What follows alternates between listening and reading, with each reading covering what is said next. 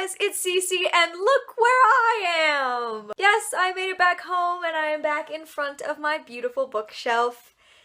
I can't believe that I'm back from London already, but that is the topic of this video, because today I'm going to be doing a book haul of all of the books that I purchased whilst on my semester abroad in London. So first of all, I'd like to say, I did fairly well. Considering that it's been 3.5 months and I was living abroad and there were a lot of these really cool, specific bookstores that I went to, I did really, really well. I actually brought home 20 books. I purchased 22, but I brought home 20. So it's actually pretty good. First of all, I want to mention the 2 books that I bought that did not make it back with me, just because you guys deserve to know why they didn't come back with me.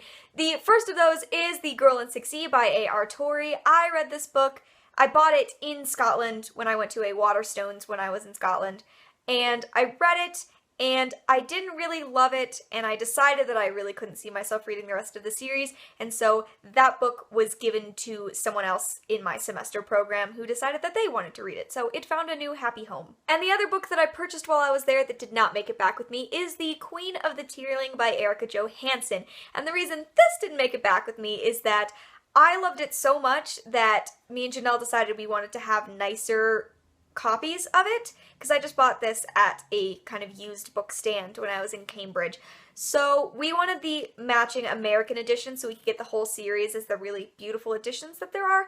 So we gave this book to someone else on our semester program, and we're going to get new copies of The Queen of the Tearling, The Invasion of the Tearling, and eventually the 3rd book, because we loved Queen of the Tearling. So those are the 2 books that I bought and then unhauled before I even got back to the United States. Alright, now let's talk about the books that I actually have here with me. So first up, I want to talk about the Little Black Classics that I bought. These are the Penguin books. I'm sure you've seen them before. They're just these teeny tiny classic books that are really small, and they have like short stories and stuff, and I bought 4 of them for various reasons while I was studying, so let me just show you those. So first up, you've already seen this book in my December TBR, but hey, you've probably seen a bunch of these books already. The first one that I bought is The Yellow Wallpaper by Charlotte Perkins Gilman. This is a famous short story that I read in high school and I wanted my own edition of, and it is the first one that I bought. The next one that I bought while I was in Ireland, and it was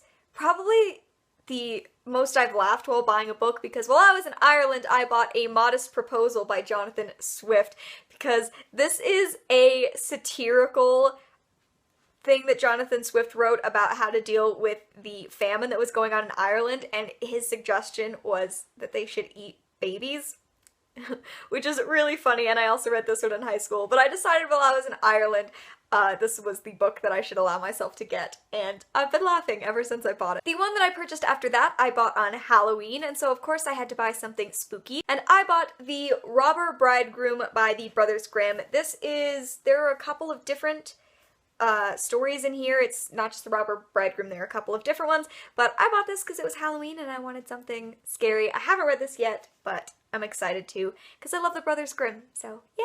And the last one that I purchased is The Beautiful Cassandra by Jane Austen, and I love Jane Austen, and I bought a couple of things Jane Austen themed when I was in Bath, and so I knew that I wanted to get my own copy of this so I could have just a lot of different Jane Austen things that I purchased throughout the semester. So I bought The Beautiful Cassandra, which again, I have not read yet, but I will. And now we are going to start in on the actual books that I purchased. I'm going to try to go fast because I can already tell this is going to be a long video, but we're going to go in order of when I purchased them, so let's start. First up, we have The Art of Being Normal by Lisa Williamson. I purchased this at Waterstones, like the first week that I was in London, because I was at Waterstones to buy tickets to go meet Patrick Ness. So this is a signed edition, and that is why I picked it up. Here, I can show you there's the autograph. There you go. So I bought this book, and then I read it in October, and I really, really liked it, and I was very glad that I bought it. And yeah, I feel like you'll be seeing this in a future LGBTQIA+ rec video, because I definitely really enjoyed it. The next book that I purchased was The Rest of Us Just Live Here by Patrick Ness, and I bought this when I met Patrick Ness, so this one's also signed. So there you go. It says to Cece and her aunt who'll live, which is because I told him about my aunt crying over a specific death in Chaos Walking, when I met him, and so he signed it out to both of us. But this is The Rest of Us Just Live Here. I read this in September, I believe, and I liked it. I didn't love it. I feel like I've been sort of lukewarm along with everyone else, but I still really like Patrick Ness, and this still had some great moments. I'm sure you've heard about this book, and this is a really cool copy that I'm very glad that I got signed. The next book that I got at again, like a used book stand, on South Bank, which is, there are usually a bunch of really cool book stands there, and that book that I got is You by Carolyn Kepnes, I think that's how you say her name. This might be added to my TBR this month. I haven't decided yet, but I've really wanted to read it. So this is just a thriller that is told in second person, which is really, really interesting. I've never read a book that's written in second person before, so I'm very curious how this goes, but I've heard really, really great things about it. So next up, when I bought Queen of the Tearling in Cambridge, I also bought another book, and that was Mr. Penumbra's 24-Hour Bookstore by Robin Sloan. You guys know that I really, really love this book, and I highly recommend it, but I did not actually have my own copy. So this is a really weirdly shaped book.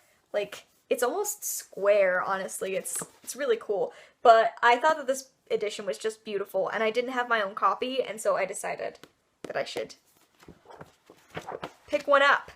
This is really cool, and I can add it straight to my shelf. If you saw my December TBR, you've already seen this book. I bought this book when I was in Bath at a charity shop, and that is 2 a.m. at the Cat's Pajamas by Marie-Helene Bertino. And this is just a book that takes place on Christmas Eve with converging storylines. And it's really pretty, and I got it for like £1, which is a price I'm very pleased with. But I just think it's a really cute book, and it's so pretty and happy. And yay, Christmas books. Next up, we are getting to the time when I visited Shakespeare's Globe to go see a production of Richard II. That is what I saw. Richard II? Yeah. And the Shakespeare's Globe shop had an amazing store, and I bought a few separate things there, but the actual book that I purchased there was Much Ado About Nothing, manga edition. So Much Ado About Nothing is my favorite Shakespeare play. I love it. I've seen so many different versions of it, and I think it's just hilarious.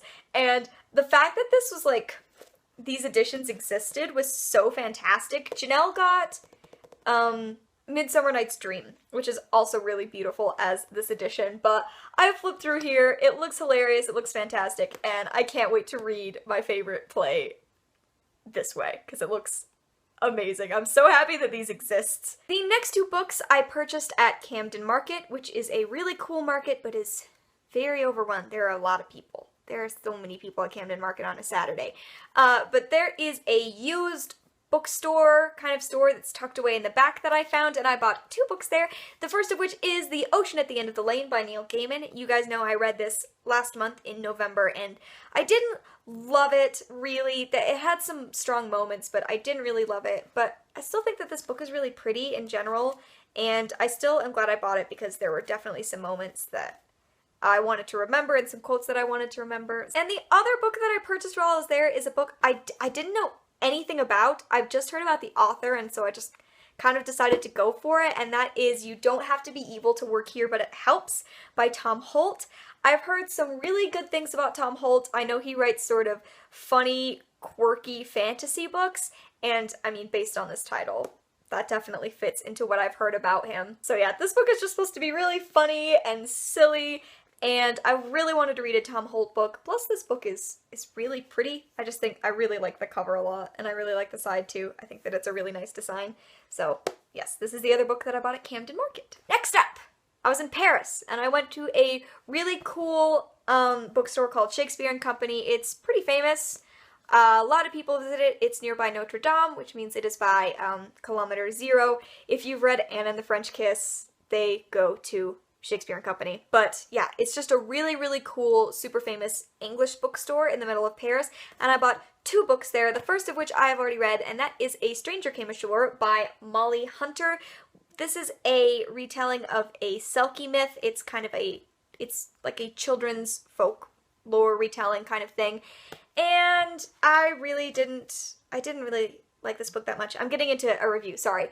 But this book is really beautiful because it's about selkies, who are creatures that are seals, but they can shed their skin and come on land, and they're humans. So I really like the seals that are on the cover. I think it's really pretty.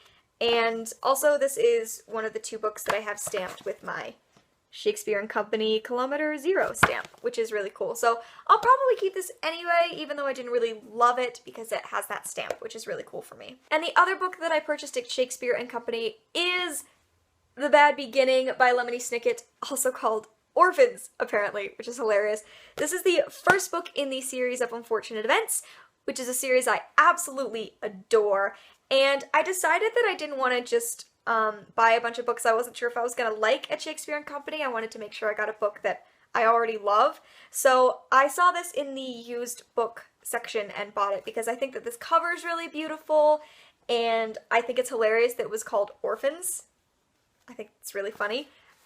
This is just a really pretty edition, and I'm going to add it to my series of Unfortunate Events books because I really love it. And this one also has the Kilometer Zero sticker.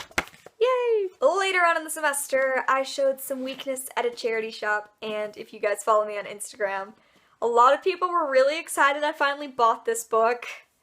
Just withhold judgment because we know how I feel about Rainbow Rowell, but I bought Fangirl by Rainbow Rowell. So, the only book that I've read by Rainbow Rowell is Eleanor and Park, which I didn't like at all. But I've heard really good things about Fangirl, and I decided that I would give it a go anyway. Also, it's YA contemporary, but it takes place in college, which is a time period I'm much more interested in reading about at this point in my life, as I am a college student. So I finally caved, and I bought Fangirl. It was really cheap. That also helped, but I don't know. I don't know when I'll get to this, but now I own it. So there you go, guys. I bought Fangirl. Now I want to talk about the most hilarious editions of books I've ever seen, and I kind of wish I bought about 1,000 of these, but I only bought one. So I bought Frankenstein by Mary Shelley, but these are the pulp, the classics editions, which are so funny. So first of all, they all have colorful pages. If you don't live in the UK, just so you know, like, all of their books have colored edges, which is really interesting and really fun. But the Pulp the Classics editions they have the regular classic that's inside, but the covers and the descriptions are all written like it is a pulp novel. So Frankenstein, it says on the front, this kid was born on the wrong side of the lab, and it's Frankenstein in his jacket on a motorcycle, and the back is equally hilarious. And they have a bunch of different ones of these, and I just decided that the one I liked most that was there was Frankenstein, because I really like Frankenstein, and the only edition I have is a Norton Critical edition that I read for college, so I decided I wanted my own copy that was a little bit more fun, and I think that this is hilarious, and you should definitely look into Pulp the Classics so you can see the other books they have, because they have Pride and Prejudice, and there's Wuthering Heights, and The Great Gatsby exists, and there's, like, Othello, Picture of Dorian Gray. There's a bunch of different really cool ones, and they're all hilarious. So,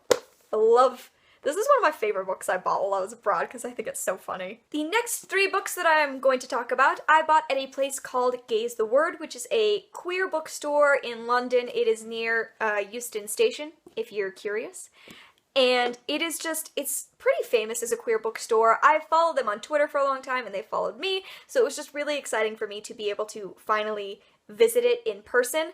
And I wanted to buy about 1,000 books there, but I limited myself, and I bought 3, which is really impressive for me, because there were some really amazing queer books there that I wanted to get. But the 3 that I bought, first up we have The Other Typist by Suzanne Rindell. This takes place in New York in the 20s, so the lead character basically records, like, confessions. That's what she types out in a police precinct, and then another typist arrives, and they kind of fall for each other, and they get involved in each other's lives, and this just looks fantastic. I'm so excited to read this. I haven't really read any historical fiction set in the 20s, and this is a lesbian historical fiction set in the 20s, so very excited. The next book that I bought at Gaze the Word is Desert of the Heart by Jane Rule.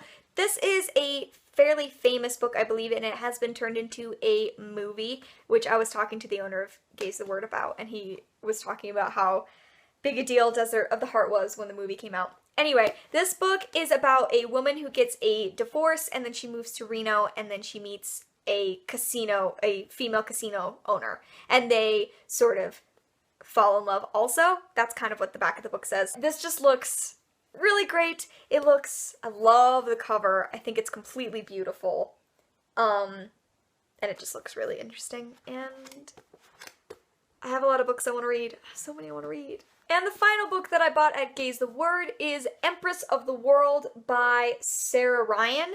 And this is an older book, I believe, an older YA contemporary, but I really, really wanted to read it. It just sounded really interesting to me. It is a YA contemporary, and it takes place at a boarding school, and the lead character falls for a girl, and it's about that. I mean, it's a YA contemporary. I think about kind of coming out and finding yourself. This book looks really interesting. I don't know when I'm gonna get to it, because I have a lot of books that I want to read a bit more than this right now, but I was still really excited to get it, and I still think that the picture on the cover is completely gorgeous. And it has an introduction by David Levithan, which is interesting. I've read a lot of David Levithan this year, so that's cool. But mostly I'm excited about the story, and I think that this book is really pretty, and I'm just gonna rub it a lot, apparently. Okay, we've reached the end of this insanely long haul, I swear. The final book that I got, I saw originally at Gaze the Word, and I told myself I couldn't buy that many books all at once, and then I happened to see this book later on when I went to the British Library, and I bought it, because then I'm allowed. If I haven't bought any books that day, then I'm allowed to buy a book. So, yeah. And that book is Oranges Are Not the Only Fruit by Jeanette Winterson. I am currently reading this book. I'm about halfway through it, and this may be one of the most beautiful books I've ever purchased. I can't stop looking at it, really. It's just really pretty. I love the picture, and I love the font and everything. This story is about a girl who was adopted and raised to be one of God's elect. She's going to be a missionary in the future, and then she falls in love with a woman. Obviously, does not suit the religious environment that she has been raised in by her extremely, extremely religious mother. So I'm halfway through this book. I'm really enjoying it. It's taking a little bit of time to get to the actual queer storyline, but I'm still really invested in this, and I'll probably finish it in the next couple days. Okay, there you go. Those are all the books that I purchased while I was in London. I think you guys can agree I did fairly well, because I could have bought a lot more, and I had to talk myself out of a lot, and honestly, it's kind of impressive that I got all of these home. I didn't, actually. My mom took a couple of them home a little earlier, so I did not have to transport all 20 of them at once. If you guys have read any of these books, please let me know in comments what you thought of them below, so I can kind of hear some reviews and figure out what order I want to read these in. I have to basically rearrange my entire standalone shelf now to fit all of the new books, because I have to rearrange the whole thing so I can also decide where all my trinkets go, so yeah, it's gonna be a whole thing. But I hope you enjoyed watching, thank you for watching, and I will see you guys in another video very soon. Bye!